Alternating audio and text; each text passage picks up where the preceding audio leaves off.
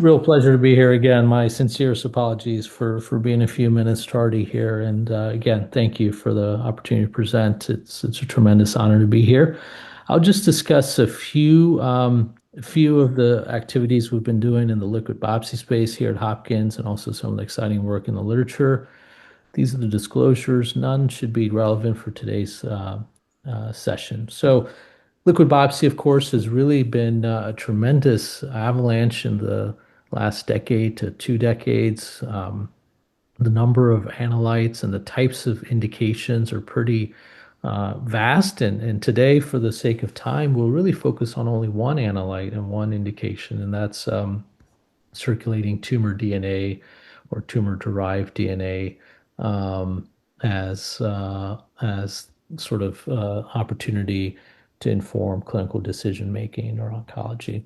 So, just a couple background slides, and then we'll get right into the data. So we know that as cancer cells divide, it sheds small fragments of DNA into a variety of fluids, including blood and CSF. And our group and many others have focused on somatic mutations. The reason for that is that it sort of distinguishes precancers and cancer cells from normal cells. They're highly specific, and the thought is there's at least one genetic alteration in a cancer cell. The needle in the haystack is a challenge, and there's been a ton of work done experimentally to try to get beyond what has historically been available to us through traditional PCR. Much of the work today is really based on this idea of digital genomics, which my mentors Bert Fogelstein and Ken Kinsler published a paper on at the turn of the century, which is this idea that one can really uh, quantify and assess individual molecules uniquely. So next generation sequencing is inherently digital, get a readout of individual molecules, and you can look to see if the molecule is wild type or mutant, and it's quantitative. So we started this journey in neuro-oncology many years ago when Isaac Kinde, a talented student in the lab, wanted to really use one of the early systems called Safe Sequencing System to be able to identify mutations. And we won't go too far into sort of the technology side of things, but he took this barcode methodology involving next generation sequencing to see if ctDNA or circulating tumor DNA was broadly applicable. And he looked at over 400 cases, some of which were involving the central nervous system, most that did not. And the study design was quite simple. Isaac took tumor from individuals who were undergoing tumor surgery or biopsy, sequenced the tumor, and identified putative mutations, and then queried the corresponding plasma to see if there were identifiable molecules of tumor-derived DNA. And this is sort of the starting point of where we were. And, gliomas and our interest in neuro-oncology were at the bottom end of the spectrum in the blood.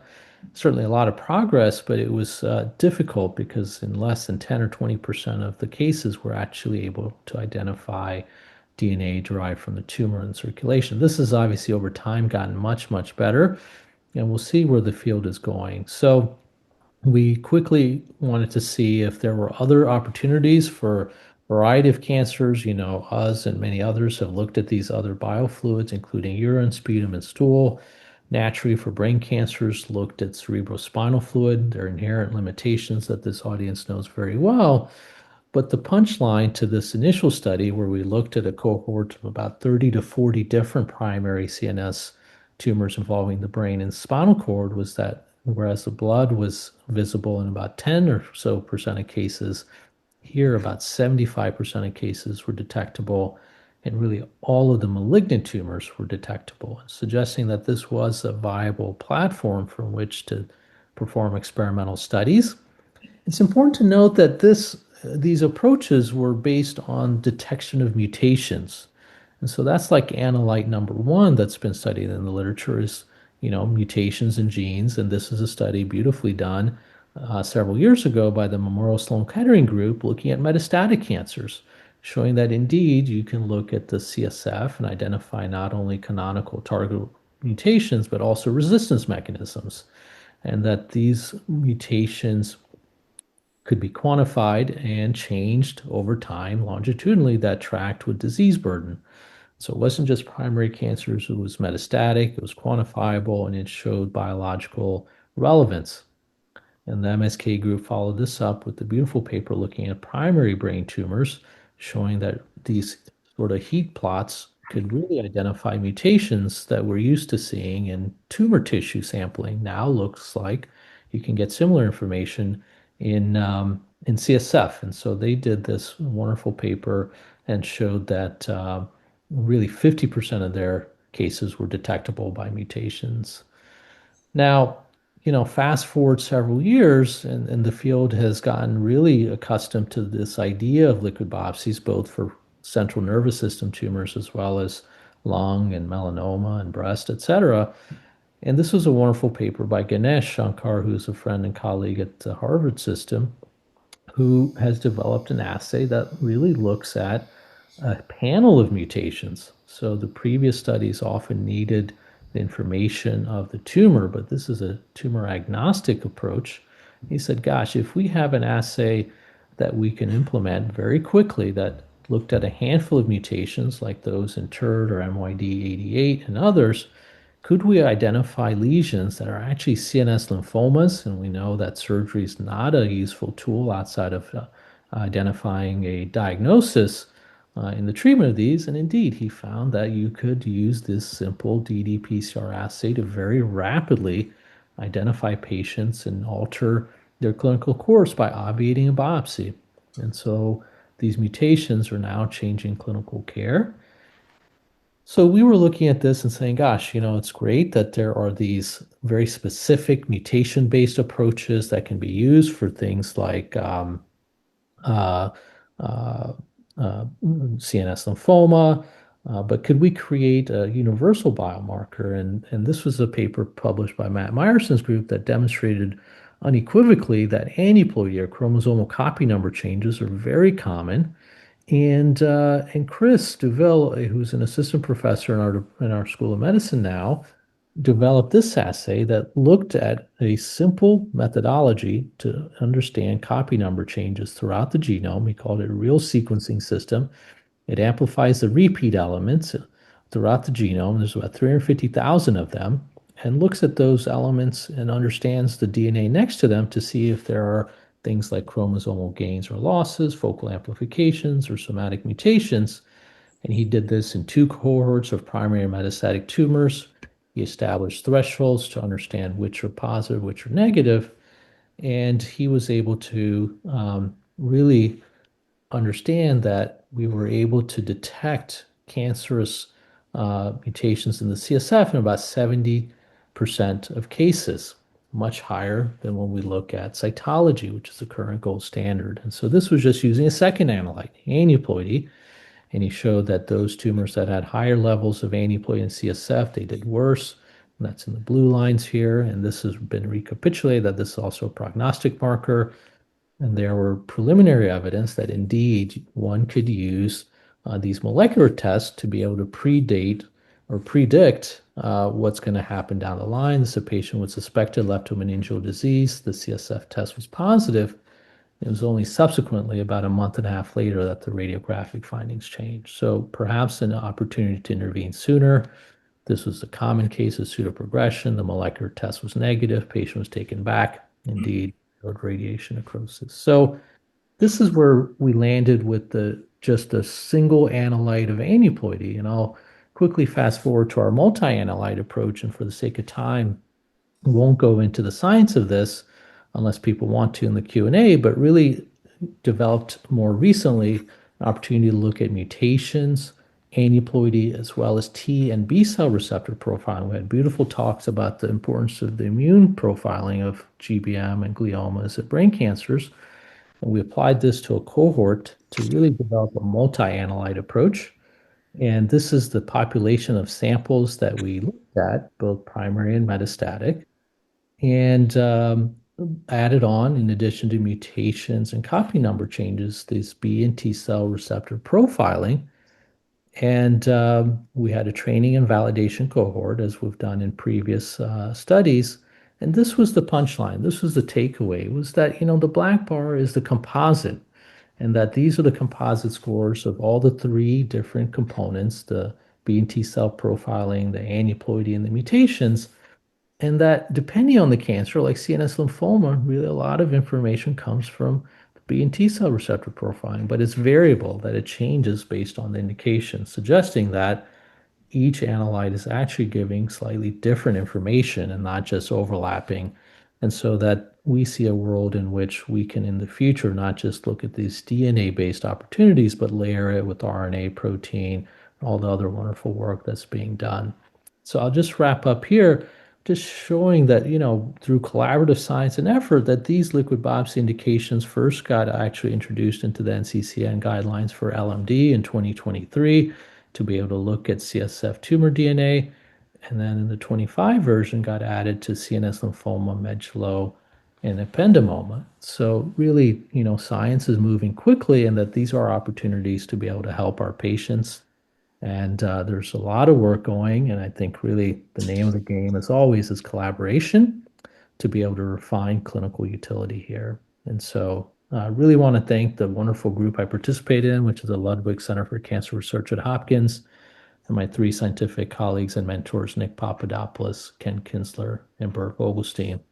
Again, very much appreciate the opportunity and apologies again for my delay in starting the lecture. Happy to answer questions.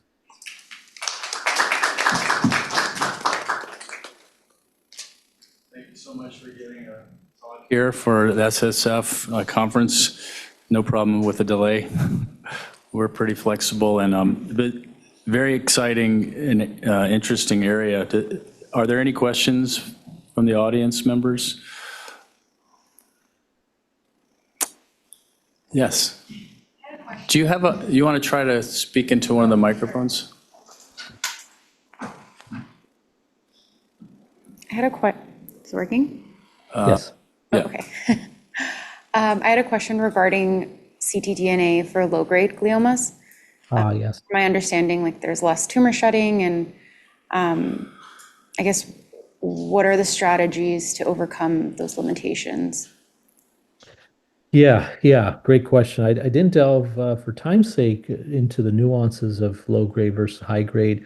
I think early on there was a much greater discrepancy in the technologies to be able to detect lower grade versus high grade. I think now it's gotten much more adept at being able to detect even low grade gliomas. So I think it's when we think about things like pilocytic astrocytomas, those tend to be challenging, but for our infiltrating grade 2 gliomas, those tend to actually be quite able to be detected with IDH and other mutations. So I think the strategy has been really to improve twofold. One is the experimental flow to be able to really hone in and identify even more and more rare variants. So going from detection limits of zero point 0.1 to 0.01 to 0.001.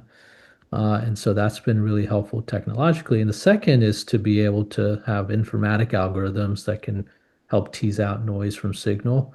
So I think that there will be continued opportunities. And it's also an area where things like 2HG and other protein or RNA-based approaches show a lot of promise to be able to be combined with some of these conventional DNA-based approaches. So yeah, a lot of excitement, but agree that we need to do even better in that space. Yes, Mary.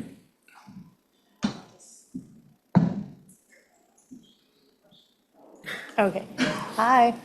Really great talk. I love all the innovative stuff that you've been doing. One question that I had was regarding the location where you get your CSF, right? If you have, let's say, a low-grade tumor where there's not too much tumor shedding, does it matter if you get CSF from the ventricular space versus, like doing a lumbar puncture?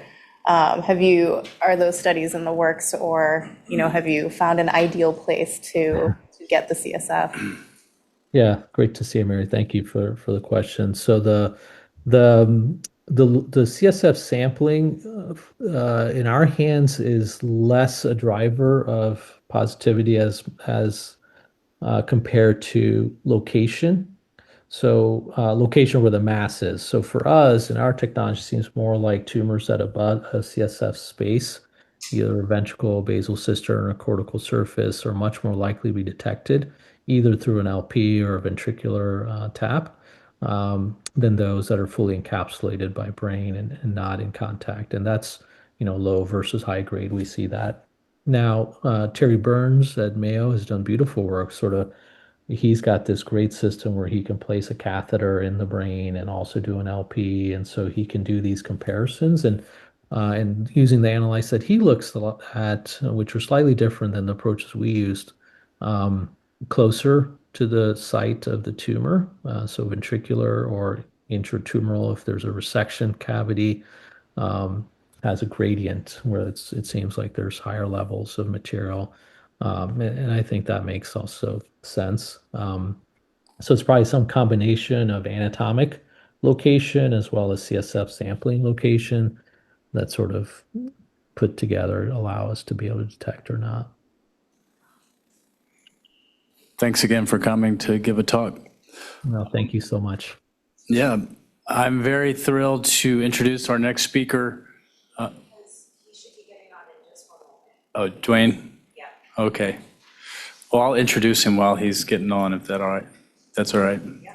So Dwayne Mitchell is the next speaker. He's Director of Clinical and Translational Science, the Clinical and Translational Science Institute, and co-director of the Preston A. Wells Jr.